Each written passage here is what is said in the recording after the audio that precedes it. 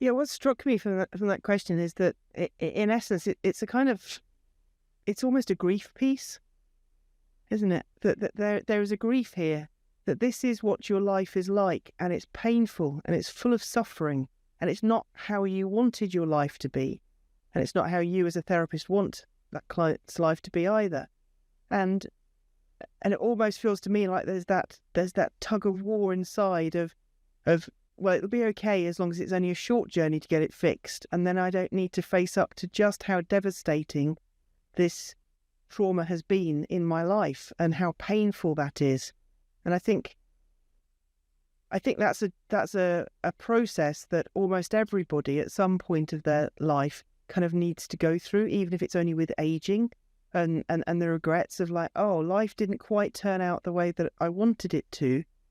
And I think when you're in therapy, especially for trauma, and you have this idea that, okay, I'm going to deal with my trauma and then I'm going to be okay. As you say, there's that sort of fixed end idea that, how long is it going to take? And once I get there, then I'll be fine. And of course, the reality isn't that. And I hold both sides of that spectrum, in that I'm a massive proponent for saying that recovery is possible.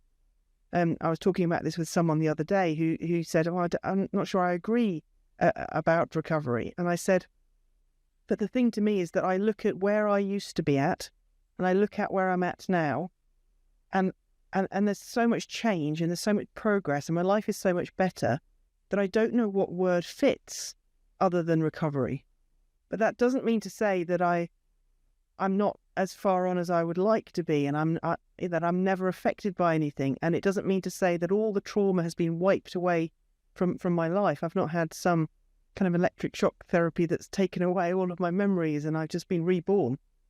I am impacted by trauma every single day, but at the same time, I feel like I've experienced a great deal of recovery. So I can't not believe in recovery because I've experienced it. But neither do I think that it's some magic thing that just happens. It's almost implicit is this sense of, when is this thing called trauma therapy? When is it going to be done to me? When am I going to be finished? As if we're victims of it, or we're at least passive recipients of it. So that how long does it take? So I mean, you know as well as I do, you can't answer that question because there is no length of time. It's only when the NHS decides that it should be done in 6 weeks or 12 weeks or something that we get a concept that it should have a length of time. But we all know that it's not a finite piece of work. So you might chunk it down and say, we're going to do a finite piece of work. We're going to work on this for, say, 12 weeks, or we're going to work on this for 2 years. But my recovery journey is ongoing. I'm not currently in therapy. I may go back into therapy later on, but my recovery journey is not over, and it will never be over in one sense, not because I need to deal with big, terrible, horrific events that are disturbing my life on a daily basis, but because I see the whole of my life as a movement, like you said, heading north. And it's a movement of personal development. So rather than this thing that I had to go through called therapy for this thing that we called trauma, one of the things that really helped me in it was just to reframe that I was on a journey, and the journey was lifelong. The journey, some part of that journey may be with that particular therapist, some part of it may be with therapists. At other points of the journey, like now, it may be not with therapists, it may be with other people. And it would be a continual journey of not just getting rid of the nasty stuff, not just dealing with the -10, but building every single day and month and year into more and more positive in my life. So why I say I'm not fully recovered, even if that were possible, is because there's more good stuff in my life that I want to bring in yet. I'm not settled where I'm at. I'm not dealing with flashbacks and dissociation and difficult stuff, but there's a lot more good stuff. There's things that all of my life I've missed out on that are, bucket list stuff, if you like, that I never thought would be possible. So framing it in a wider context like that stops it being about this, when is it going to be over? And to me, it made it more realistic in like, well, it's a lifelong process that I'm going to be in, but I get to go on this journey. And it's exciting and it's rewarding and it's fulfilling. It's not just the horrible stuff. And that's really difficult to hear when you're right in the horrible stuff, because it's kind of like, well, that's great for you, but I'm just trying to survive day by day. But it's that kind of zooming back of perspective that I was the person that was in the horrible stuff getting through day by day.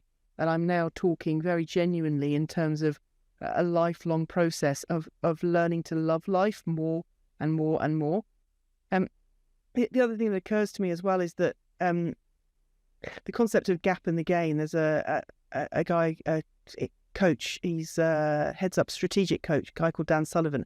He wrote a book that was then made into a further book by Ben Hardy called The Gap and the Gain.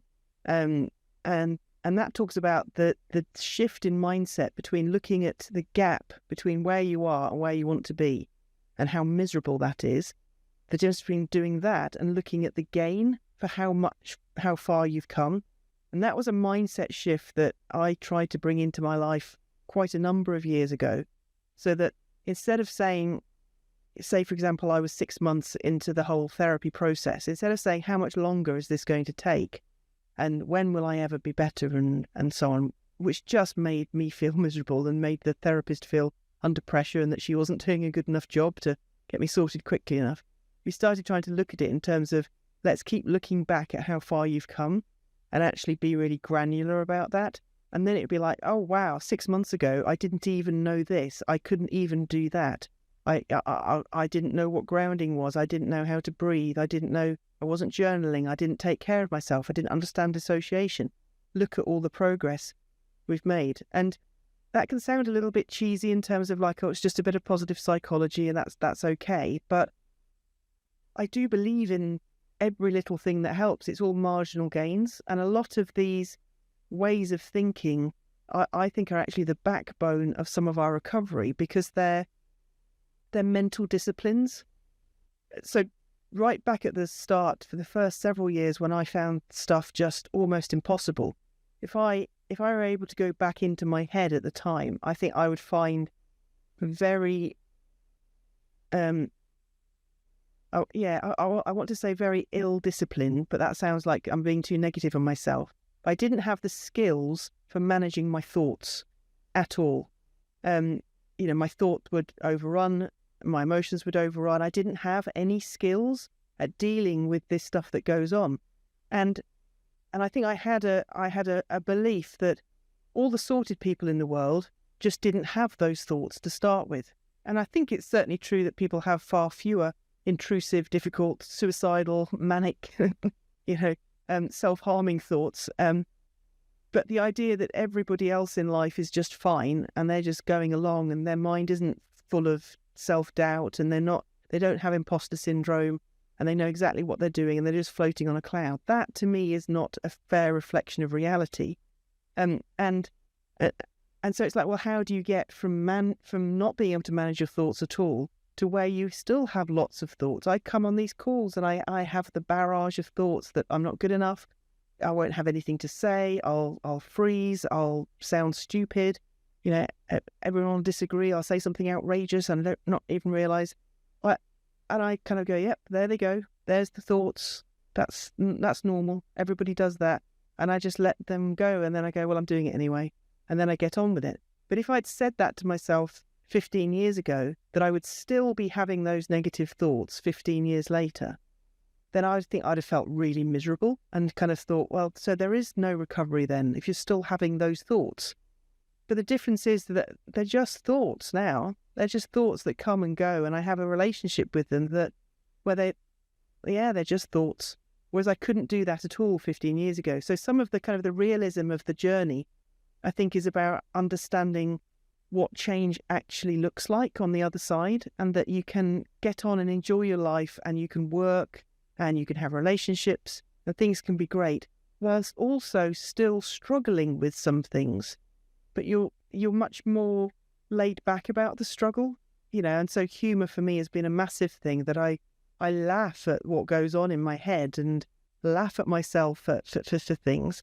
And I fully expect to be screwed up for the rest of my life. I don't expect to be sorted and perfect. But I go, oh, well, I'm screwed up. And my big joke is like, well, I make a living out of being screwed up, so let's carry on being screwed up. And I just try not to take it too seriously. so that I can still have struggles, but they're not defining me and they're not stopping me from working. So my relationship with my thought life is totally different. It's not that I've eradicated them all. And I think the big thing that strikes me there is that, as I said about the grief thing, it's a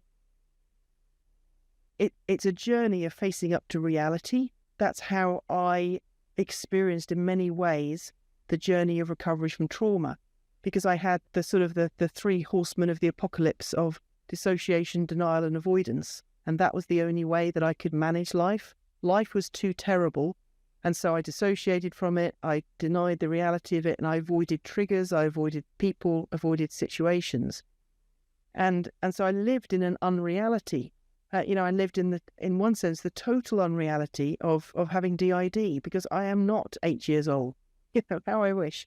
I felt 8 years old, and a part of me would present as 8 years old, and there would be all of those complexities around that. But ultimately, my healing came from embracing the reality of my situation, even though that was painful and hard and difficult, rather than trying to find ways of getting around it, dissociating from it, denying it, avoiding it, or pulling the therapist into a continual play of soothing and rescuing me and saying, it's not that bad, is it? No, it's not that bad. So I had, in many respects, therapists that were very compassionate but very honest with me about, no, this is your life. So what are we going to do about it? This has happened to you. I can't make it go away. I can't make it so that trauma didn't happen to you. I can't change any of those things. We can work on changing your attitude towards it. We can change on your attitude towards yourself. We can work on your disciplines.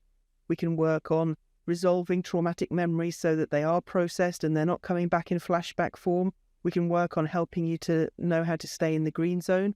We can help you to figure the things that you're doing in your life that are self-sabotaging.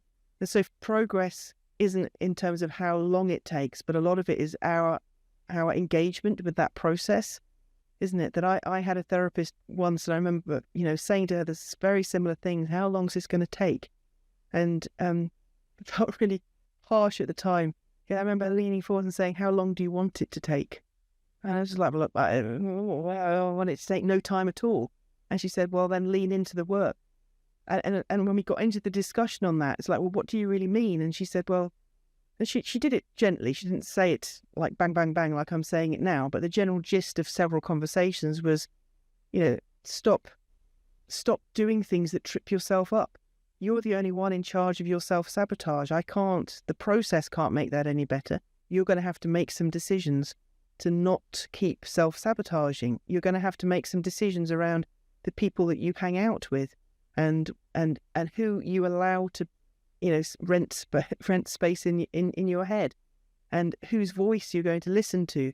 You're going to have to make decisions around whether you're going to properly engage with the sessions or whether you're going to spend half of them kind of sulking in silence, refusing to engage. You're going to have to make some tough decisions around taking risks and trusting people, even though it feels uncomfortable. You're going to have to make some decisions around being willing to go there and confront some of this material and confront some of the shadow side of yourself and confront some hard, painful realities that, no, your mother did not love you. And we don't resolve that by me as the client trying to get the therapist to love me as the mother that I wanted. We resolve that by me facing up to it and grieving it, figuring out how I'm still trying to get that to happen and taking responsibility for my feelings on it, my actions going forward. So the process that we're in is by its very nature with complex trauma, it's going to take time, but how much time it takes is partly, and I'm only saying partly, there's no victim blaming going on here, because I'm speaking to myself as much as to anyone, but it's partly how much we engage with it. And once I saw how destructive things like self-sabotage were, and how destructive it was for me not to put the effort in and to turn up to a session with nothing to say, once I realised that was costing me time, it focused my mind a lot more. It's like, well, I don't want this to take another 10 years. It's like, well, let's get it down to 5 years then. Let's double double the effort. What can you do? Can you journal in between sessions? Can you come with a session focus? Can you come and be really brave on stuff? So I had therapists that didn't so much set goals with me, but kind of pointed out to me the consequences of the paths that I was taking, and were pretty tough on me, whilst also being incredibly lovely and incredibly compassionate, but really tough on me in terms of saying, if you carry on with these behaviours, it's just going to take longer. So they weren't judging me for it. They weren't sort of saying, I'm not putting up with this anymore. But this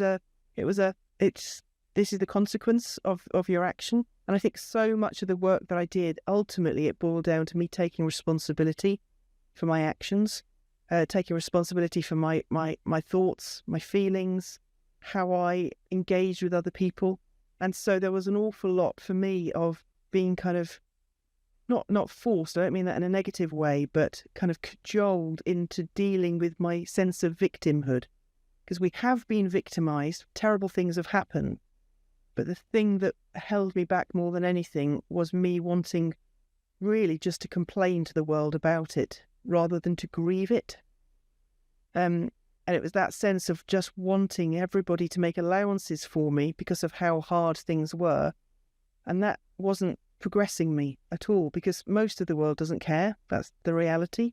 And you can spend your whole time trying to get the therapist to care in the way that makes you feel really understood. And you need an awful lot of that to build the trust and to do the work. But ultimately, it's not that sympathy that makes the difference. It's the decisions that you make with how you live your life and whether you do take charge of your thought processes or not. So it all sounds really harsh. And I need to kind of put that within the context of how much love and care and compassion and empathy and tenderness and softness there was. But I'm compressing years of work into overall themes and processes that were ultimately, I kept having to come back to the fact that I could keep talking about how awful this reality is, that my mother doesn't love me, that this friend rejected me, that my husband divorced me, that all these things. And you need some of that processing time to go through those things. But then it's like, and so what? What are you going to do with it? And so I found it helpful for it to be turned on me, not in a turning on you way, but giving me the power back. Because if I felt that the therapeutic process was a journey that had to progress at a really slow pace and that I had no choice over how long it was going to take, it was like, this is going to affect you for the rest of your life, then that would make me utterly miserable. Whereas as soon as I started to grasp that the more effort I put in, the quicker I would start to see gains, then that became very motivating for me. And, I wanted to do the work. I wanted to push hard. And the therapists then had an ally in me for the work, that they weren't trying to push me up a hill saying, come on, let's deal with this, let's do it. And all that coaxing and how do we get the client to get unstuck and how do we get them to face the trauma and how do we get them to do that. Instead, they had an ally in me because they could remind me all the time, do you remember, this is what you've committed to. You want the life that's a great life afterwards. And so for me, the goal setting was things around the things that I wanted to enjoy that I didn't used to imagine were possible to enjoy. It was, for me, going to Manchester United and watching football. That was like such a dream. I now do it every single match. And, me now, if I went back to a previous version of me and I said to them, right in the middle of those terrible years, if I said to them, you're going to be a season ticket holder at Manchester United, you're going to go to every single match, you're going to meet Brian Robson, you're going to just rub shoulders with Dennis Irwin and Gary Pallister and Wes Brown, on a weekly basis, I would not have believed myself. But the therapist believed that those things were possible and kept putting them into my view of saying, right, come on, yeah, we're going to have a difficult session. We're going to look at this terrible thing that happened. We're going to get that resolved. We're going to move it from implicit memory to explicit memory. We're going to do this. You up for it? Remember why you're up for it. And I was like, yeah, I'm up for it. I have my goals in the future. So it's hard to kind of put it into words. This is why I'm talking so much. It's hard to express the balance of acceptance and validation and empathy with how much challenge I received. And and I think that that's an interesting take on your work with clients, is to assess how much challenge can they cope with, and then to add 10% on to what you're doing, because I think we almost always underestimate people's abilities to push beyond themselves. And for me, that's what really motivates me, when someone believes that I can do more than I think that I can do. Whereas when someone's always making it easier for me, that feels quite shameful, and that feels quite patronising and disempowering. So I always had therapists that pushed me. Didn't always have therapists. I had several therapists who pushed me beyond what I thought I could manage, and they were absolutely right, and I could manage it, and we kept progressing. The therapist I worked with who felt sorry for me and who pitied me and who were ever so kind and ever so lovely to me, but protected me and wanted to protect me from the trauma, protect me from my feelings, ultimately they didn't help me. And that was when it was that was when it was hardest.